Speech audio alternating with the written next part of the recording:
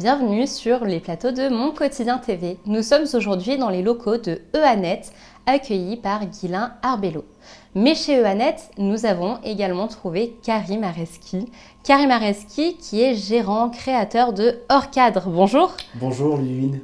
Mais alors, tu n'es pas simplement gérant, créateur de Hors Cadre, tu as également plein d'idées dans la tête. Tu es un homme plein de polyvalence, plein de beaux projets et de passion, n'est-ce pas? Oui, je suis un passionné de l'image.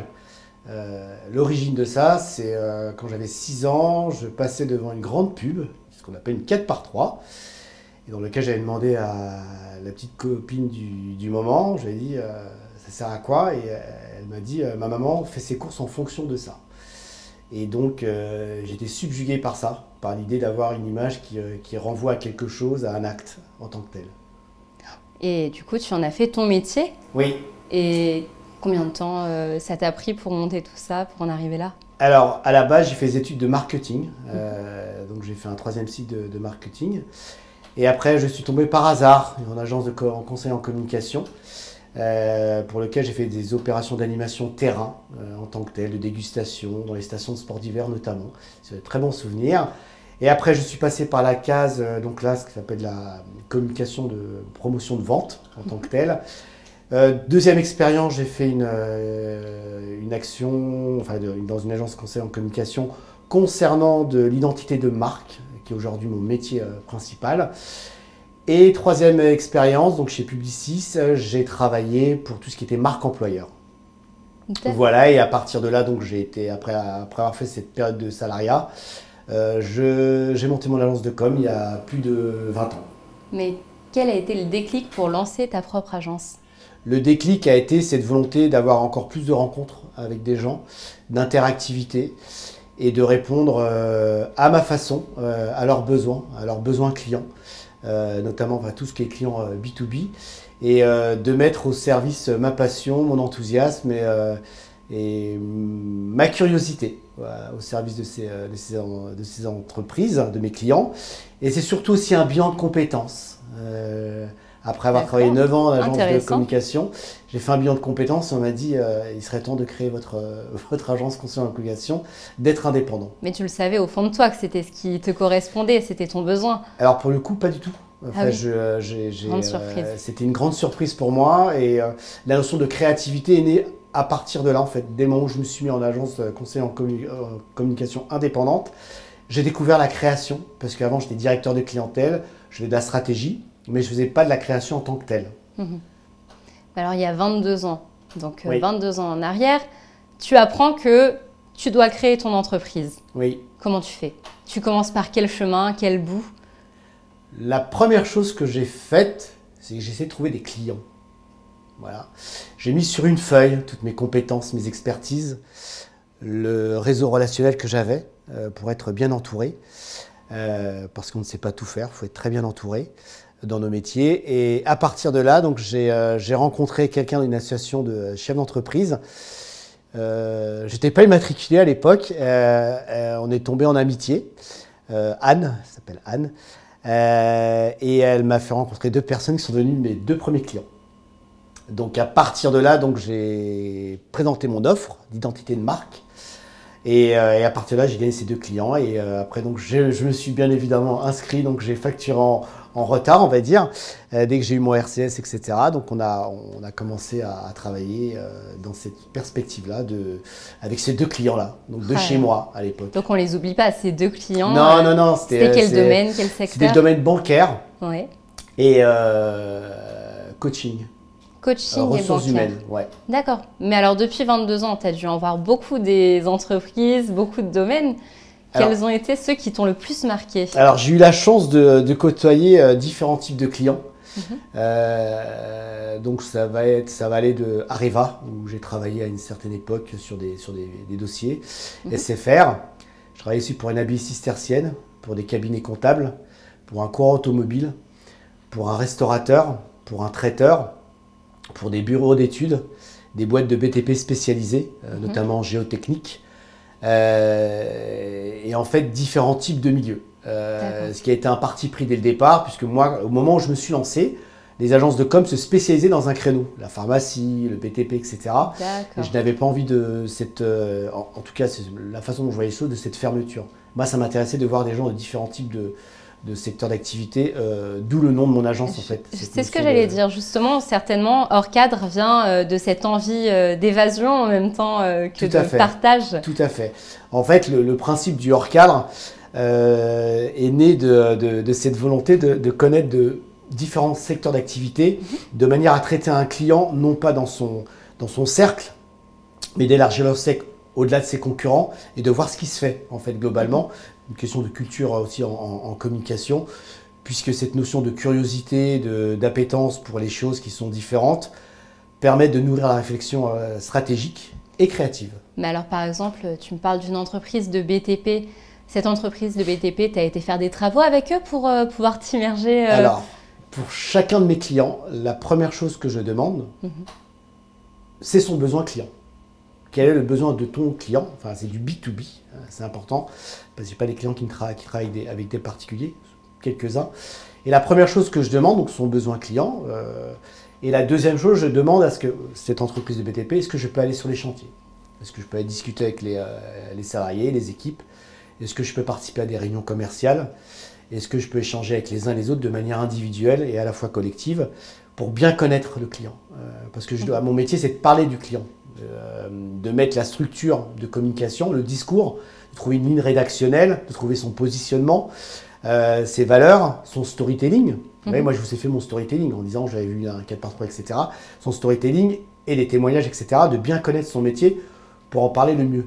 Ok, donc si aujourd'hui Mon Quotidien TV t'appelle et te dit je veux développer notre concept, nos interviews, comment on fait pour t'avoir déjà en ligne, pour te contacter? Comment on fait pour avoir un premier rendez-vous? Est-ce que tu nous choisis? Est-ce que tu nous acceptes? Ou est-ce que tu as cette possibilité de sélectionner tes clients, de les accepter ou non selon le projet? Ou est-ce que tu prends tout le monde? Je prends tout le monde.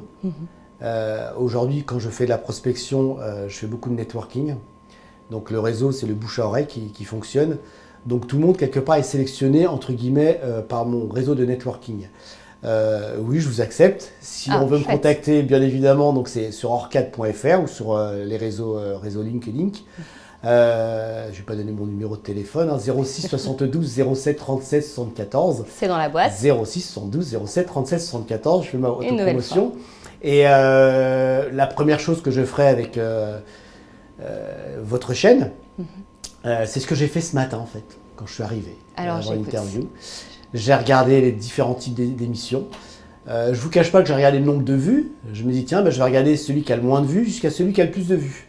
Et j'ai regardé les arguments, j'ai pesé les arguments qui étaient donnés, donc à chacun son histoire. Et après j'ai regardé l'image que vous aviez sur votre chaîne, le positionnement, Mon Quotidien TV, pourquoi Mon Quotidien TV, etc. Et à partir de là, je vais dire voilà, quelles sont les chaînes entre guillemets concurrentes qui sont par rapport à Mon Quotidien TV. Donc je vais les étudier.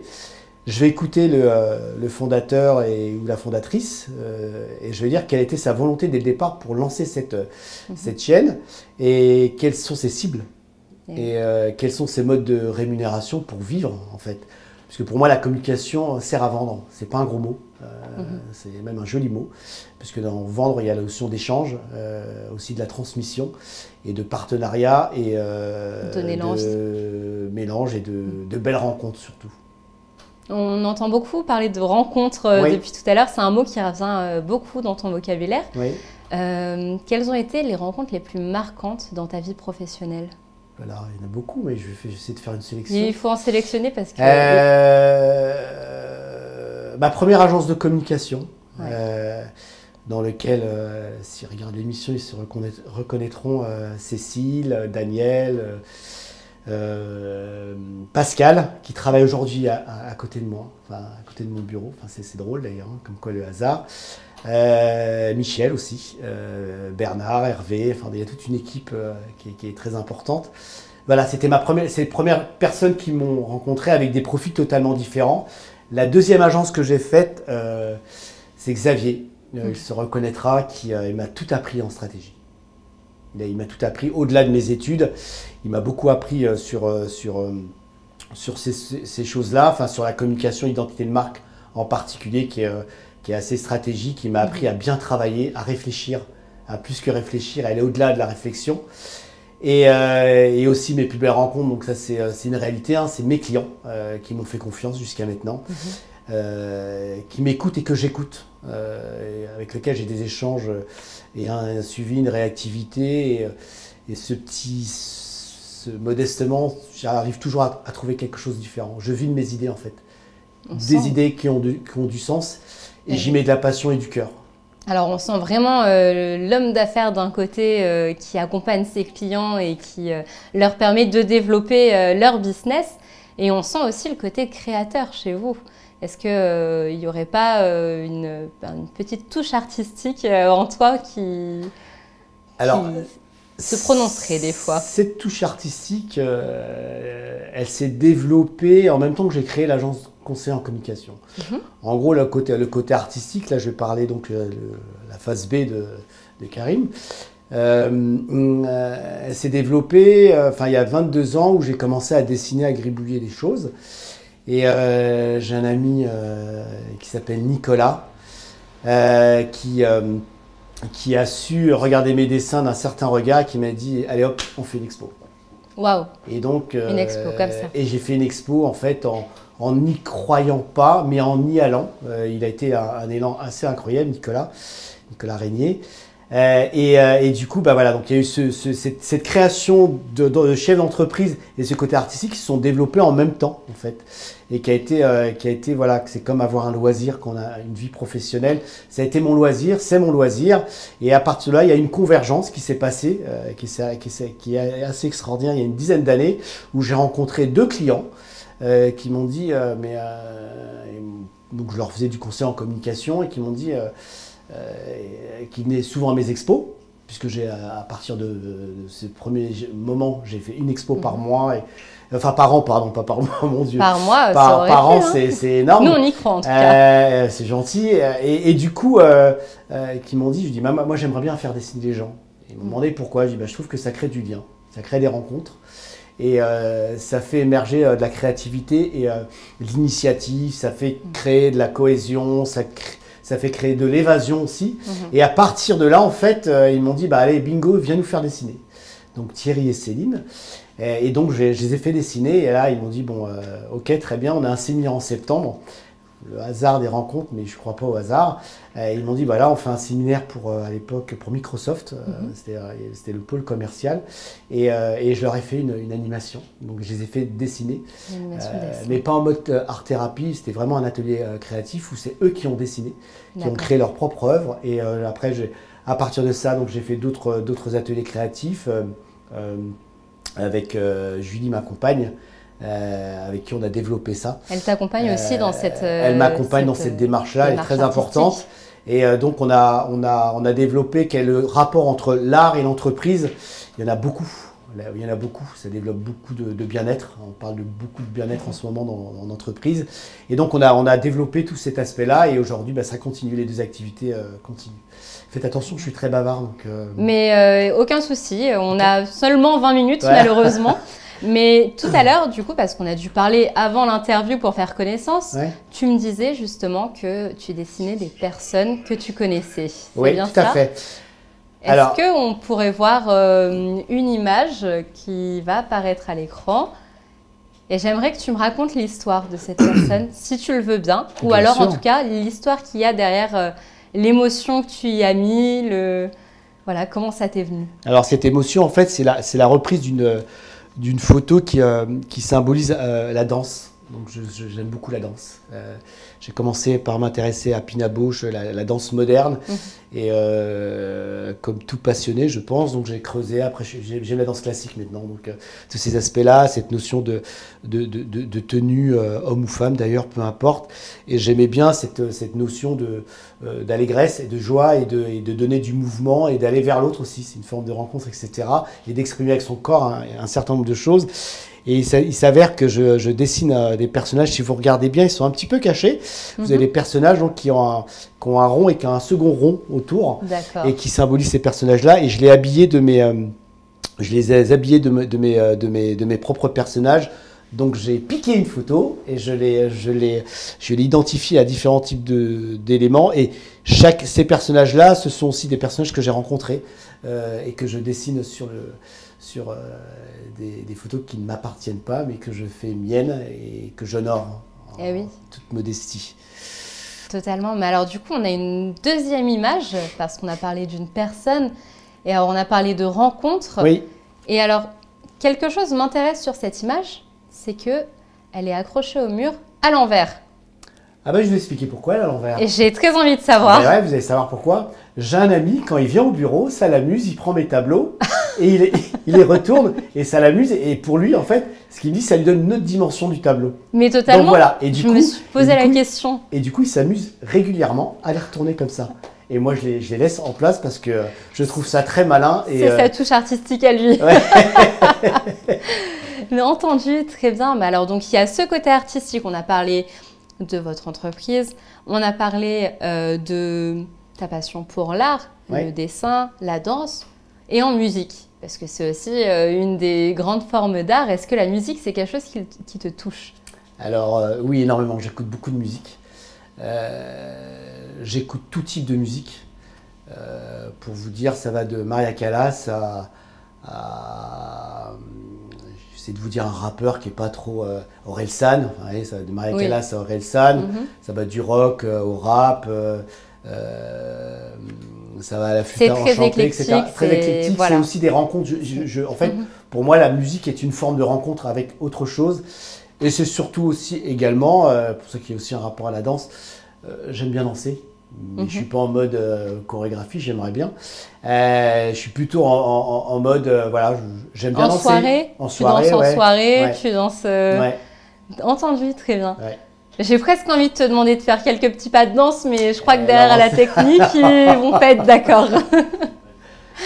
En tous les cas, on va revenir sur ton activité d'entrepreneur.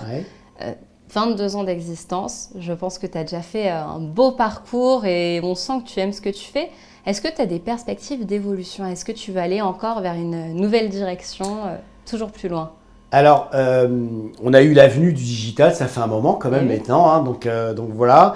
Et en fait, de par mes rencontres encore, j'ai créé différents types d'offres de services assez spécifiques.